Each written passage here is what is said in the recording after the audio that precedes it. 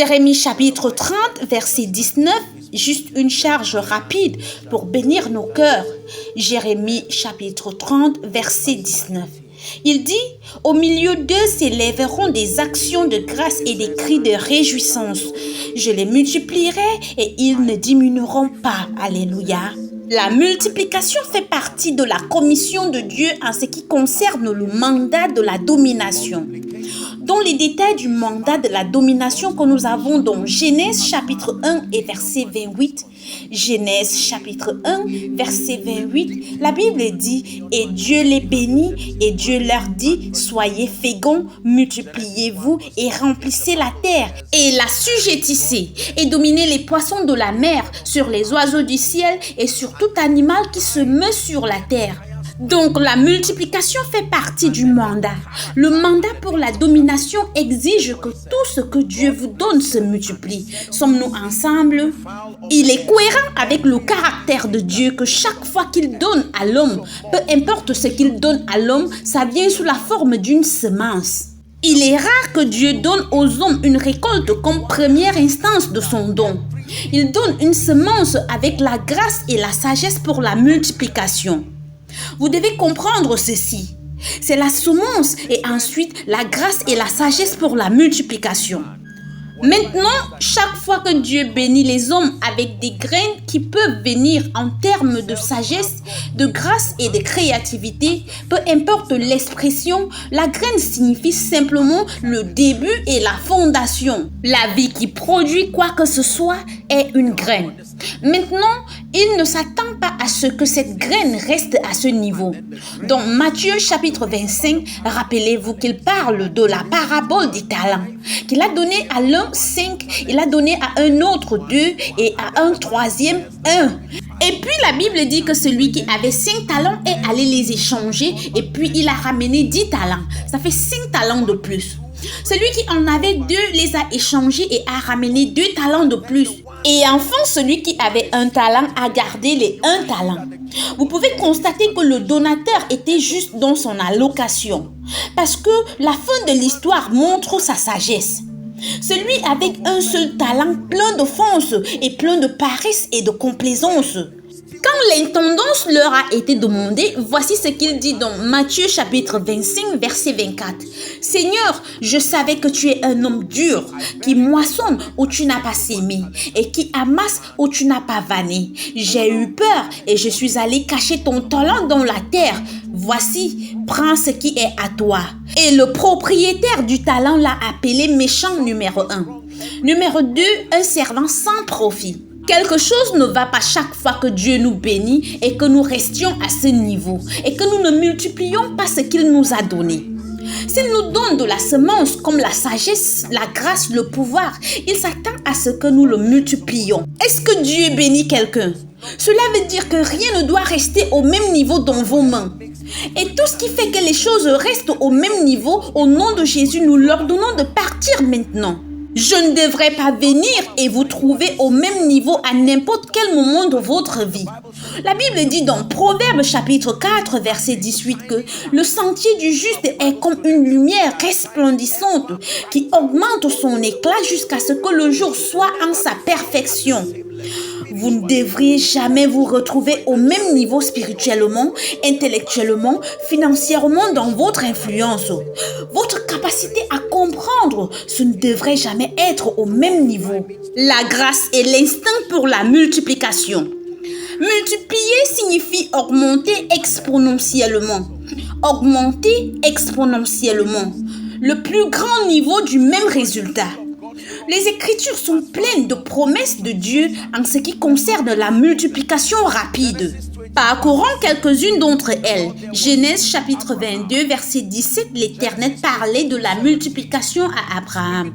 Genèse chapitre 26, verset 4, c'est Dieu qui parle à Isaac maintenant à propos de la multiplication. Une autre écriture dans Genèse chapitre 28, verset 3, Isaac parle à Jacob. Et dans la bénédiction, la multiplication est capturée. Je vous montre juste des exemples dans les Écritures d'Abraham à Isaac à Jacob. Dans Genèse chapitre 35, verset 11, il y a aussi une expression de la multiplication.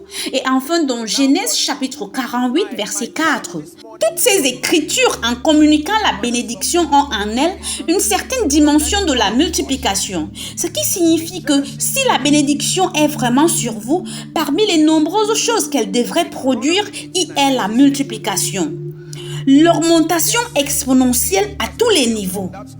Si vous êtes avec moi, dites Amen. Mais ma charge ce matin n'est pas vraiment sur le sujet de la multiplication, mais alors un mot d'avertissement. Dans Deutéronome chapitre 8, il semble y avoir selon cette écriture une faiblesse et une limitation chez tous les hommes. Lorsque nous recevons l'augmentation, lorsque nous recevons de l'abondance, lorsque nous recevons des accomplissements notables, des facilités, des percées et ainsi de suite, que chaque fois que les hommes semblent avancer de façon notable dans leur vie, il y a une faiblesse que cet état de prospérité crée. Deutéronome chapitre 8, nous commençons la lecture au verset 2. Deutéronome chapitre 8, verset 2. Il dit, « Souviens-toi de tout le chemin que l'Éternel, ton Dieu, t'a fait faire pendant ces 40 années dans le désert, afin de t'humilier et de t'éprouver pour savoir quelles étaient les dispositions de ton cœur, et si tu garderais ou non ses commandements. » Savez-vous ce qu'il dit ici? Ne perds pas ta douleur et ne perds pas ton histoire. Ton histoire est une ancre qui te gardera quand tu seras élevé. Peu importe ce que vous avez vécu, Dieu dit dans son économie que rien n'est du gâchis, que vous devez archiver votre douleur, votre déception, vos frustrations. Elles deviennent l'encre qui vous renforce dans la présence de la grandeur. Il y a un effet secondaire à la grandeur sans histoire. Au verset 3, il dit, « Il t'a humilié, il t'a fait souffrir de la faim, il t'a nourri de la manne que tu ne connaissais pas et que n'avaient pas connu tes pères, afin de t'apprendre que l'homme ne vit pas de pain seulement, mais que l'homme vit de tout ce qui sort de la bouche de l'Éternel. » Verset 4, il dit, « Ton vêtement ne s'est point usé sur toi, et ton pied ne s'est point enflé pendant ces 40 années. » Verset 5, « Reconnais en ton cœur que l'Éternel, ton Dieu, te châtie comme un homme châtie son enfant. » Verset 6, « Tu observeras les commandements de l'Éternel, ton Dieu, pour marcher dans ses voies et pour le craindre. Car l'Éternel, ton Dieu, va te faire entrer dans un bon pays. » Que tout le monde dise un bon pays. C'est Dieu qui amène les hommes dans un bon pays. Un pays de cours d'eau, de sources et de lacs qui jaillissent dans les vallées et dans les montagnes. Verset 8, pays de froment, d'orge, de vignes, de figuiers et de grenadiers, pays d'oliviers et de miel. Il dit un pays où tu mangeras du pain avec abondance, dites Amen, où tu ne manqueras de rien, pays dont les pierres sont du fer et des montagnes duquel tu tailleras l'airain. Verset 10, lorsque tu mangeras, voici là où il y a des problèmes. Lorsque tu mangeras et te rassasieras, tu béniras l'Éternel ton Dieu pour le bon pays qu'il t'a donné. Verset 11, c'est là que commence l'avertissement.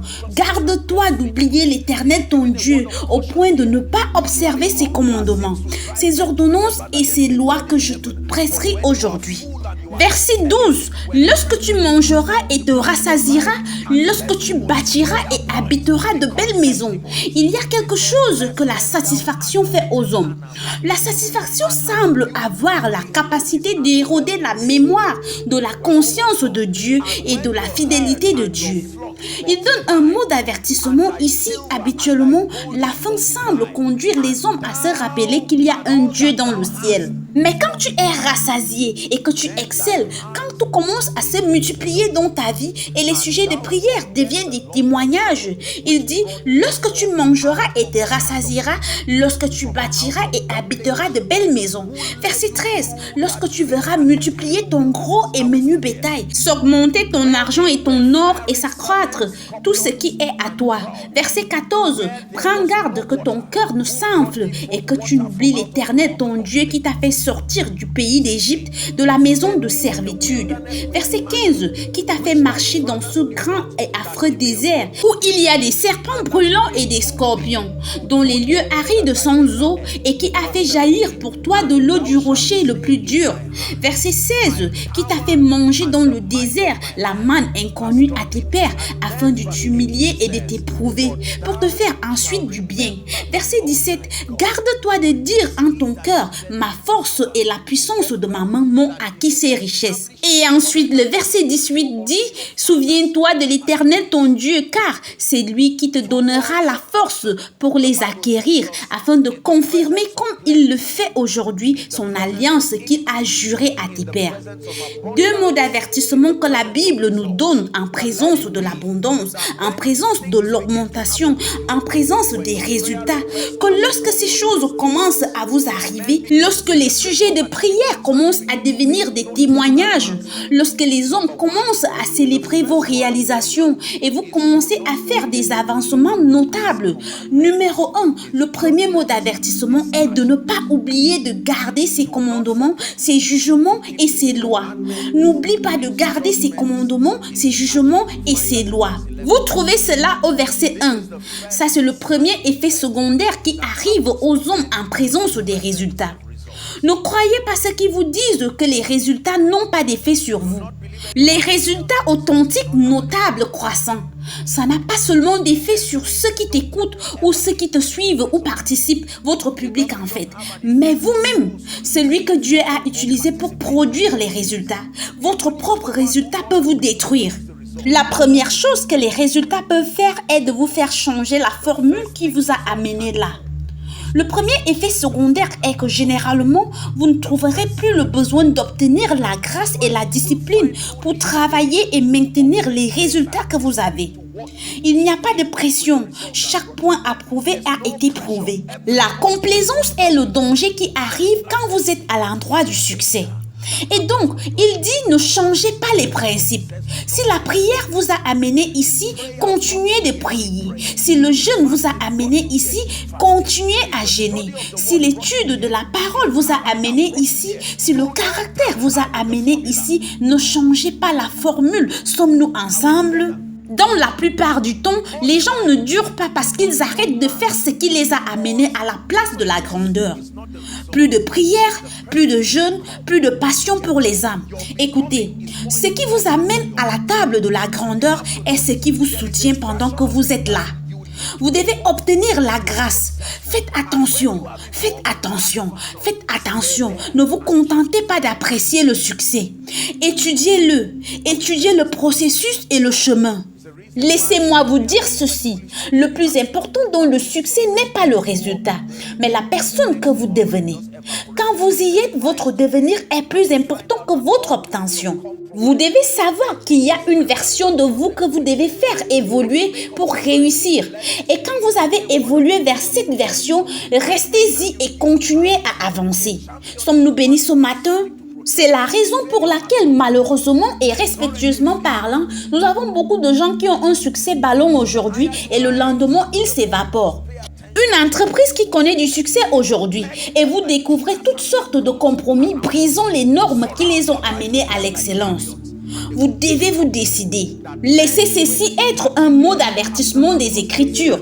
Chaque fois que vous commencez à monter, un champion est celui qui a quelque chose à protéger. Un échec n'a rien à perdre, il est déjà un échec. Donc, plus tu t'élèves, plus tu dois faire attention aux principes qui t'ont permis de monter. Garde-les comme des piliers et des ancres autour de ta vie. Entoure ta vie avec eux comme des chars et ils te feront avancer. Que 10, 20, 30 ans après, tu seras toujours debout en avançant dans une gloire toujours plus grande. Si vous êtes avec moi, dites Amen. Ainsi, la première mise en garde concerne la discipline pour garder les principes qui vous ont élevés. Les principes qui vous ont mis dans la position d'influence, de grandeur, de prospérité, d'onction, peu importe ce que c'est. Vous devez obtenir la grâce pour marcher en accord avec ces principes. La deuxième mise en garde se trouve au verset 17. Deutéronome chapitre 8 verset 17, il dit « Garde-toi de dire en ton cœur, le cœur a une voix, il peut parler. » Ma force et la puissance de ma main m'ont acquis ces richesses. S'il vous plaît, écoutez. Laissez-moi partager avec vous quelque chose. Vous voyez, dans ce royaume, les propriétaires sont des rebelles. Nous ne possédons rien dans ce royaume. Il nous a été donné l'intendance de toutes choses. Le fils prodigue était un intendant, mais il voulait la propriété. L'intendance signifie que tu as accès sous la supervision d'une autorité. La propriété signifie que c'est en ton nom et que tu as le contrôle. Le manque et le danger de l'épuisement commencent chaque fois qu'il y a une conscience de propriété. Tu peux librement manger de l'arbre, mais il ne t'appartient pas. La Bible dit en outre, il est demandé aux intendants d'être fidèles. Nous vivons dans un monde où généralement, à cause d'un passé particulièrement dans notre continent, l'Afrique, nous venons en grande partie d'un passé qui est plein de privations de toutes sortes de choses. Donc, lorsque nous obtenons de bons résultats et que les yeux du monde sont sur nous, habituellement la tentation est d'essayer d'utiliser les moyens sublimaux pour tambouriner dans l'esprit des gens et démontrer que ça c'est un produit de ma sagesse, ça c'est un produit de mon intellect, ça c'est un produit de mes résultats. La plupart du temps, vous trouvez beaucoup d'arrogance. C'est ce que la Bible appelle l'orgueil de la vie. Sommes-nous ensemble maintenant? L'orgueil de la vie est différent de l'orgueil. L'orgueil de la vie est l'auto-glorification qui dérive en présence des accomplissements évidents. Si vous n'avez pas de résultats, vous ne pouvez pas avoir d'orgueil de la vie. Vous pouvez avoir l'orgueil, mais pas l'orgueil de la vie. L'orgueil de la vie repose sur des réalisations évidentes, des résultats évidents. Sommes-nous ensemble? Donc, il nous laisse avec deux mots d'avertissement. Ne jamais créditer l'action du Seigneur à votre sagesse, à votre intelligence et à votre puissance. Proverbe chapitre 3 et verset 5, il dit « Confie-toi en l'Éternel de tout ton cœur et ne t'appuie pas sur ta sagesse. » Il reconnaît que tu as de la sagesse, mais il dit « Ne t'appuie pas sur ta propre sagesse. » Il dit « Confie-toi en l'Éternel de tout ton cœur. » Donc, quand la Bible dit « Souviens-toi de l'Éternel », il ne veut pas dire que tu le mettras en mémoire. Le mot « souvenir » ici voudrait dire « Tu reconnaîtras l'Éternel ton Dieu ». Reconnaître veut dire mettre en valeur une personne. Reconnaître ne veut pas dire reconnaître à peine une présence. N'ajoute pas Dieu parmi les nombreuses équations de ton succès. Si l'Éternel ne bâtit la maison, ceux qui la bâtissent travaillent en vain. Psaume 127. Il dit, si l'Éternel ne garde la ville, celui qui la garde veille en vain. En vain vous levez-vous matin, vous couchez-vous tard et mangez-vous le pain de douleur. Il en donne autant à ses bien-aimés pendant leur sommeil. Il est important que nos cœurs soient enclins à comprendre que, numéro 1, la multiplication est le désir de Dieu pour moi. La multiplication est le désir de Dieu pour vous. Ne laissez pas les gens vous prêcher une vie de médiocrité et de stagnation comme une façon de communiquer la spiritualité. Tout ce qui est vivant croit. La stagnation est une preuve de mort. Tout ce que Dieu vous donne devrait croître. Vos finances devraient croître. Votre influence devrait croître.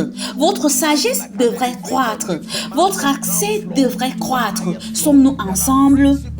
Votre relation devrait se développer. C'est la preuve que la bénédiction est sur vous. Cependant, prenez note de l'effet secondaire. La nature humaine a besoin, numéro 1, d'être complaisante sur les principes qui vous ont élevé. Comme un ascenseur lève un homme du rez-de-chaussée au plus haut étage. Il y a des principes qui élèvent les hommes de là où ils sont à l'endroit de la destinée. Il dit que ces principes ne sont pas seulement responsables de l'élévation, ils sont responsables de l'entretien. S'ils vous élèvent, ils vous maintiennent. Et numéro 2, la tendance à vouloir recevoir l'autoglorification. En vérité, quand Dieu vous élève, vous serez honoré. Il dit, l'heure est venue. Jean chapitre 17, verset 1. Après avoir parlé ainsi, Jésus leva les yeux au ciel et dit, Père, l'heure est venue. Glorifie ton Fils afin que ton Fils te glorifie.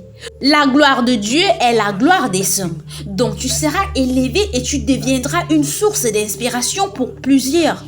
Mais tu dois être assez sage pour devenir comme un huissier qui peut diriger des hommes et dire qu'il n'y a rien que je puisse faire par ma force, dans la mesure où Dieu m'a donné la sagesse. Il m'a donné la perspicacité. Je confesse que si l'Éternel n'était pas mon secours, mon âme serait bien vite dans la demeure du silence. Psaume 94, verset 17. Tu dois sans avoir honte laisser les hommes voir que c'est Jésus qui l'a fait, que c'est Jésus qui élève. Et puis-je vous dire ceci?